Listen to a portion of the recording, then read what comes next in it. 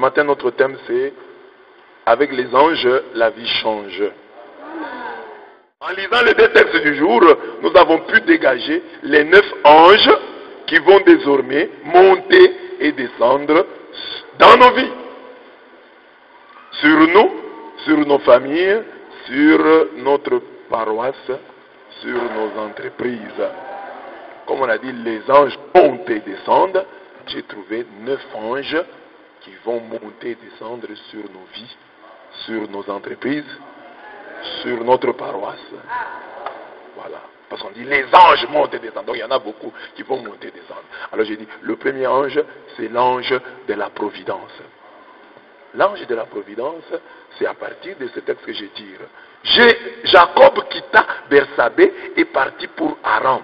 Il arriva d'aventure, en un certain lieu, et il y passa la nuit, car le soleil s'était couché. Il prit une des pierres du lieu, l'a mise sous sa tête et dormit en ces lieux. Donc il est en train de voyager. Mais il arrive quelque part là, le soleil tombe, le soleil se couche là où il arrive. Et c'est là qu'il va recevoir des révélations. Alors j'ai dit, quand Dieu nous conduit, quand l'ange est descendu dans nos vies, il n'y a plus de hasard. Tout ce qui nous arrive est providentiel. Comment le soleil s'est-il couché seulement là? Comment le soleil s'est-il couché là? Et c'est là qu'il rencontre Dieu. J'ai dit qu'il y a un ange appelé ange de la providence qui travaille dans ta vie. Qu'il n'y ait pas de hasard. Que tout ce qui arrive, que ce soit sous la conduite de Dieu. Que ce soit les anges qui te conduisent. Ce soit Dieu qui t'arrête. Si tu t'arrêtes quelque part, c'est Dieu. Si tu avances, ce soit toujours Dieu. Mais qu'un homme ne vienne pas interférer, que ce soit toujours la main de Dieu qui te conduise. Toutes choses concourent au bien de ceux qui aiment Dieu. Toutes choses conduisent au bien de ceux qui aiment Dieu.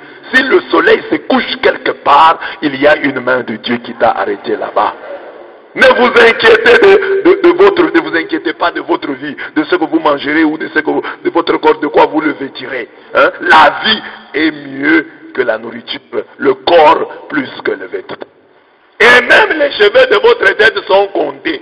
Donc Dieu s'occupe de vous. C'est ça la providence. Dieu s'occupe de vous.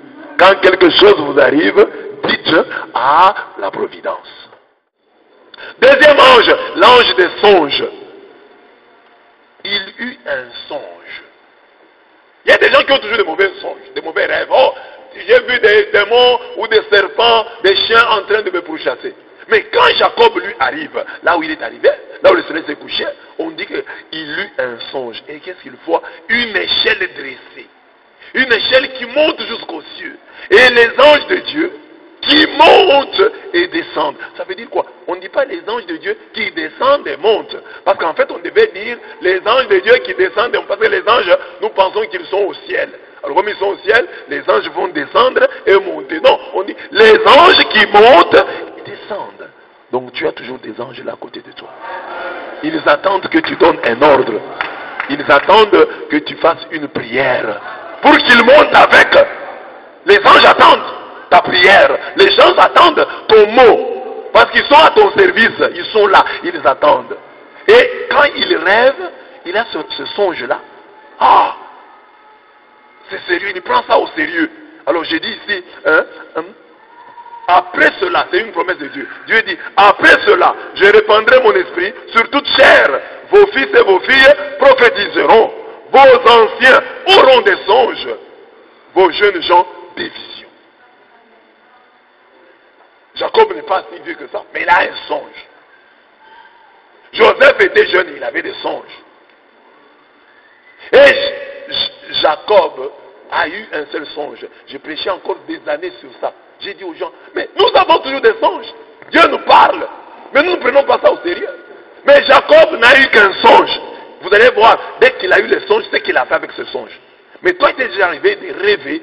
Tu vois, tu es avec le président, tu es avec une grande autorité, mais tu te réveilles, tu ris. Lui aussi a eu un songe. Son songe à lui, c'était il a vu une échelle et des anges monter et descendre. Et quand il s'est réveillé, vous allez voir ce qu'il va faire.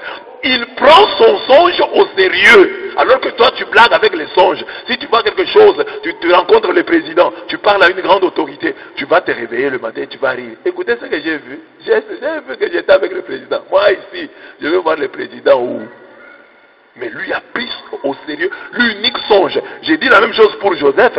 Joseph a eu le même songe là, le même en deux versions. Mais il a pris ça au sérieux et le songe s'est réalisé.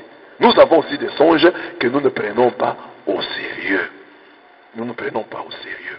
Alors ici, la règle sur les songes, c'est que si les songes de Pharaon, c'est ça que Joseph dit à Pharaon, et si les songes de Pharaon s'est renouvelé 2 fois, c'est que la chose est bien décidée de la part de Dieu et que Dieu a hâte de l'accomplir.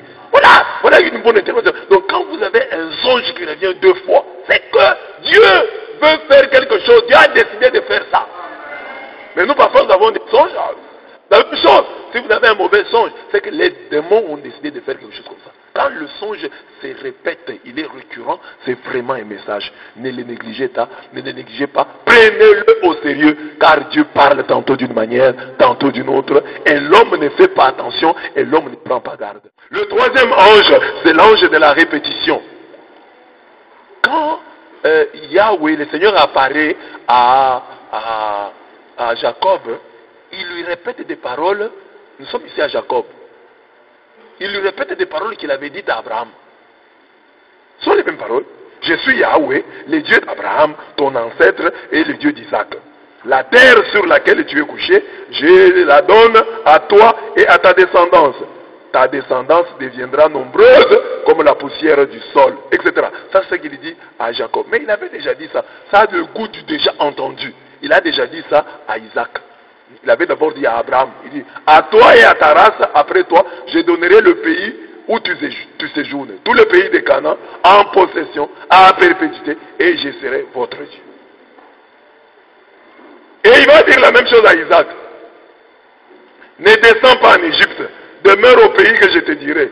Séjourne dans ce pays-ci. Je serai avec toi et te bénirai. Car c'est à toi et à ta race que je donnerai tous ces pays-ci. Et je tiendrai le serment que j'ai fait à ton père Abraham. Je rendrai ta postérité aussi nombreuse comme les étoiles du ciel. Je lui donnerai tous ces pays par ta postérité se béniront toutes les nations de la terre. Voilà. Donc Dieu répète. Il y a un ange de la répétition qui vient répéter ce qu'il avait dit à Abraham, ce qu'il avait dit à Isaac. Il ne l'avait pas encore réalisé, mais il les répète, il les répète. Nous, dans notre vie, quand nous avons une prophétie, une promesse de Dieu répétée, nous croyons que c'était trop. Nous croyons que c'était trop, que ça ne va pas se réaliser. Quand Dieu répète une parole, c'est qu'il y tient mordicus. Il va la réaliser. Si tu viens aujourd'hui à la messe, on te dit une chose qui t'a été dite à la messe passée, c'est qu'il y a là la confirmation de Dieu. Dieu qui te dit, je vais le faire. J'insiste, je veux faire ça. Faut pas toi que ça t'ennuie. Quand il y a une promesse de Dieu, ah ça on a déjà entendu. Non, la promesse renouvelée, ça veut dire Dieu insiste. Dieu dit, je vais le faire, je vais le faire, je vais les réaliser. Tu verras, je ne mens pas, je vais le faire. L'ange de la crainte de Dieu. Jacob s'éveilla de son sommeil et dit, en vérité Yahweh est en ces lieux et je ne le savais pas. Il eut peur et dit que ce lieu est redoutable. Ce n'est rien de moins qu'une maison de Dieu et la porte du ciel. Il a la crainte, il y a un ange de la crainte qui doit être dans ta vie, qui doit changer ta vie. Il doit t'accompagner pour que tu craignes Dieu. On nous dit que la crainte de l'Éternel est le commencement de la sagesse. Que tu marches avec l'ange de la crainte de Dieu, qu'il t'inspire la vraie crainte de Dieu. Quand tu es dans la maison de Dieu, tu dois dire ce lieu est redoutable. On ne vient pas ici pour blaguer. Là où il y a une présence de Dieu, ce lieu-là est saint. Ce lieu est redoutable. Tu ne dois pas blaguer avec ce lieu. Que Dieu te donne, qu'il t'inspire, qu'il prend en toi la crainte de son nom. Que tu le craignes. Que tu ne blagues pas avec Dieu. Ne blague pas avec Dieu. Il n'est pas ton ami. Il n'est pas ton collègue de service. Dieu est Dieu. Crains-le et crains tous les lieux qui lui sont consacrés. Crains ce lieu. C'est la maison de Dieu. On ne pas ici avec les téléphones, on ne blague pas ici avec des bazookas dans la bouche. C'est là, tu es en présence de Dieu. Il a dit, ce lieu est redoutable. Dieu est ici et moi je ne le savais pas. Dieu est ici et moi je ne le savais pas. Dieu est ici, tu dois le savoir. Dieu est ici, tu dois le savoir. L'ange te l'amène. Levé de bon matin, quand il reçoit, écoutez son amène. Nous avons des amènes théoriques, mais lui, quand il a le songe, il se réveille le matin, il prit la pierre. Il dit, cette pierre ici, c'est la pierre qui m'a donné les révélations. Ce n'est pas n'importe quelle pierre. Et donc il prend au sérieux son songe, il prend au sérieux son Dieu. Il dit, ce n'est pas par hasard que j'ai posé ma tête sur cette pierre. Il prend la pierre qui lui avait servi de chevet, il l'adressa comme une stèle. La stèle, comme un monument. Et répandit de l'huile sur son sommet. Il prend de l'huile et il oint la pierre. On oint les personnes, mais lui a oint une pierre. La pierre qui lui a donné des révélations. C'est-à-dire, il dit, cet endroit n'est pas n'importe quel endroit. Je dois le oindre. Parce qu'ici, Dieu m'a parlé. À ces lieux, il change même le nom du lieu. Il dit, ce lieu va s'appeler Bethel. Ce n'est plus Luz. Il change le nom de ce lieu. Il dit, ce lieu s'appelle Bethel. Ça veut dire maison de Dieu. Voilà son amen. L'amen ne constate amen. Non, amen, ça veut dire, d'abord, première chose, il s'est levé le matin. Il faut se lever tôt. Je dévance l'aurore et je crie, j'espère en tes promesses. Lève-toi le matin. Et quand tu lèves le matin, ouais, la pierre de révélation. Cette pierre de révélation, ce n'est pas seulement une pierre. Mais quand tu viens à l'église et que tu reçois une parole, et que cette parole est pour toi une révélation, tu dois bénir la personne qui t'a donné cette révélation. Tu dois prendre de l'huile et verser sur la personne qui t'a fait des révélations. Il y a des jours où on vient à l'église comme ça, tu n'as aucune révélation. Mais il y a des choses où tu dis, ah bon? Tu dis, ah bon? Alors ça c'est une révélation. Et quand il y a une révélation, tu dois agir autrement. Parce qu'il y a une parole, tu entends, tu dis, non, non, ça c'est Dieu qui m'a parlé. Ça c'est Dieu qui m'a parlé. Et quand Dieu te parle comme ça, tu dois, ton amen doit être un amen verbal. Tu dois poser des actes qui montrent que tu crois en cette parole. Donc, l'amen, ton amen doit quitter le niveau théorique pour entrer dans le niveau pratique. Tous ces temps ici, des amens étaient toujours théoriques. Oh Dieu, que Dieu vous bénisse. Amen. Vous voyez, par exemple, ici, il y a des gens qui le font. Hein. Quand quelqu'un écoute une parole, il sent que c'est la parole, il s'élève, il donne même une offrande. Ça, c'est un amen qui n'est plus théorique. C'est un amen qui vient, il devient un geste. Donc, l'amen, tu es assis là-bas, amen. Et puis, il dit, tu peux te mettre à genoux. Tu peux t'élever. Tu peux acclamer. C'est ça l'amen. C'est un amen qui n'est plus seulement théorique. Tu ne parles pas seulement, mais tu poses un geste. Quand tu écoutes une révélation, lui n'a pas dit amen. Il pouvait se lever, merci Seigneur, amen. Bon, il s'élève très tôt. Il prend la pierre qui lui a donné la révélation. Il la oint et il change le nom du lieu. Il dit, ce lieu s'appelait Luz. À partir de maintenant, ce lieu s'appelle Maison de Dieu. Bethel, Maison de Dieu. Maison de Dieu. Alors le lieu où il ne faut pas blaguer avec les endroits où tu as reçu des révélations. Si tu viens par exemple ici à la France universitaire et que tu as reçu des révélations ici, ne blague pas avec ces lieux. Les lieux où tu as reçu des révélations, c'est une maison de Dieu. C'est la maison de Dieu. Tu dois l'appeler ainsi, maison de Dieu. Il ne s'est pas arrêté là-bas. Il avait aussi à ses côtés l'ange de feu. L'ange de feu et de l'avenir. Qu'est-ce qu'il dit quand il se réveille? Il n'a encore rien eu. Il dit ceci. Jacob fit ses vœux. Il fait un vœu. Si Dieu est avec moi et me garde à la route où je vais, s'il me donne du pain à manger et des habits pour me vêtir, si je reviens sain et sauf chez mon Père, alors Yahweh sera mon Dieu et cette pierre que j'ai dressée comme une stèle sera une maison de Dieu. Et de tout ce que tu me donneras, je paierai fidèlement la dîme. Il demande à Dieu 5 choses, 5 grâces, 5 chantiers. Il dit à Dieu, voici les 5 chantiers. Si tu les réalises dans ma vie, alors tu seras mon Dieu. Tu étais le Dieu d'Abraham, tu étais le Dieu d'Isaac. Mais tu deviendras mon Dieu si tu réalises ces 5 chantiers. Ce sont les chantiers que Dieu doit réaliser dans la vie de quelqu'un. Présence. Si tu es avec moi, que Dieu soit avec toi. C'est le premier chantier. La présence divine dans ta vie. Deuxième chantier. Protection à l'aller. Dieu qui se promène avec toi. Dieu qui sort avec toi. Troisième chantier de Dieu. La nourriture. Dieu doit te nourrir. Quatrième chantier. Les habits. Les habits.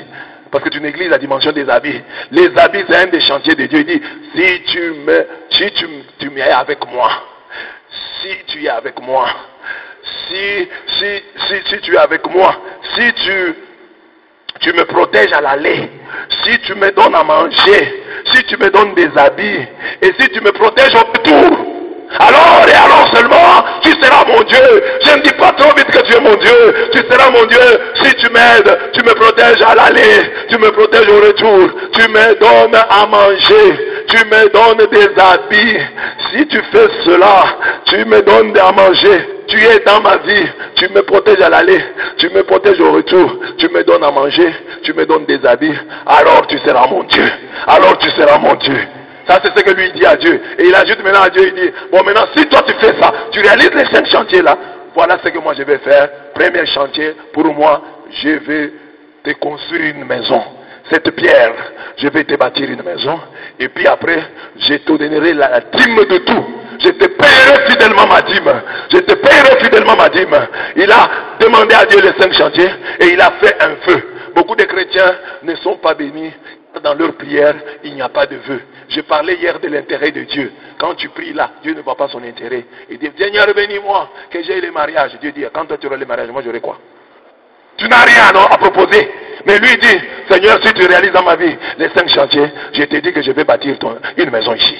J'ai dit, Seigneur, si tu fais ça, tu vas voir, je paierai fidèlement ma dîme. Mais toi, si Dieu te bénit, il va voir quoi? Quand tu pries, tu dis quoi à Dieu que tu vas faire? L'échelle dressée sur la terre, c'est la prière. Les anges sont là. Ils attendent que tu fasses monter une échelle. Les anges sont là. Les anges de la prière, les anges de l'échelle sont à côté de toi. Ils ont des coupes. Ils n'attendent que le parfum de ta prière, le parfum de tes requêtes. Mets le parfum dans les coupes des anges. Mets beaucoup de parfum. Tu ne vas pas mettre peu de parfum. Tu vas mettre le parfum de qualité. Fais donc offre à Dieu une prière de qualité ce matin. Les anges sont là. Ne blague pas. Les anges sont là. Dans l'évangile maintenant, j'ai trouvé l'ange de la foi. Dans l'évangile, ce monsieur dont la fille est morte, il avait un ange de la foi. L'enfant est mort. Qu'est-ce que je vais faire? Mais je vais pleurer. Mais ce monsieur, l'enfant est mort. Il trouve une petite raison pour aller voir Jésus. Il dit, l'enfant vient de mourir maintenant. L'enfant vient de mourir maintenant. Il y a possibilité de le ressusciter. Et il arrive chez Jésus et dit, mon enfant, ma fille vient de mourir à l'instant. Viens lui imposer les mains et il vivra. Il n'a pas dit c'est trop tard. Il a dit il y a encore une espérance. Il y a encore un espoir. L'enfant vient de mourir. Dans sa foi, il a trouvé une petite raison qui peut donner d'espérer encore. Il dit l'enfant n'est pas mort hier.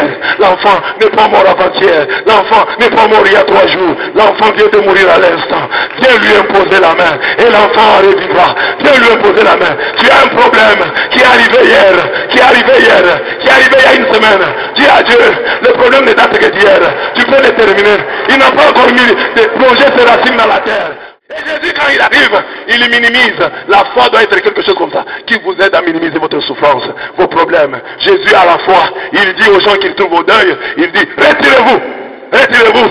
Car elle n'est pas morte, elle dort. Jésus minimise. Ce que les autres appellent mort, lui il appelle sommeil.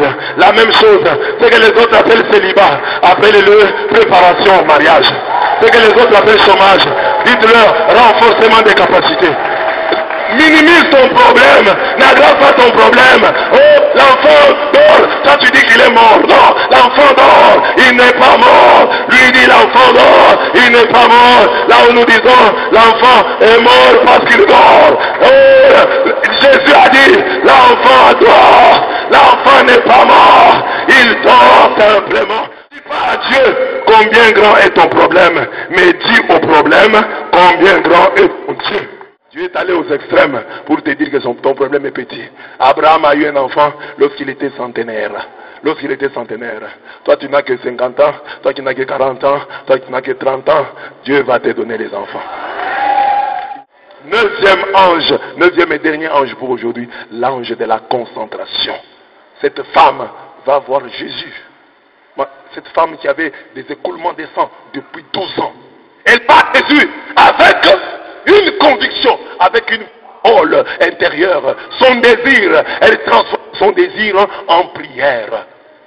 Si je touche la frange de son vêtement, je serai sauvé. Si je touche, et tout le temps qu'elle est là, si je touche, elle était concentrée. Maximize the moment. Elle a maximisé le moment. Elle n'a pas laissé passer une seconde. Elle n'était pas distraite. Toi, tu viens à la prière, tu es souvent distrait. Tu passes une heure à la prière, et en 5 minutes, tu es en dehors de la prière. Mais elle, à partir du moment où elle a vu Jésus, elle a entendu que Jésus était là, elle s'est concentrée. Et tout le temps elle marchait, elle se disait, si je touche,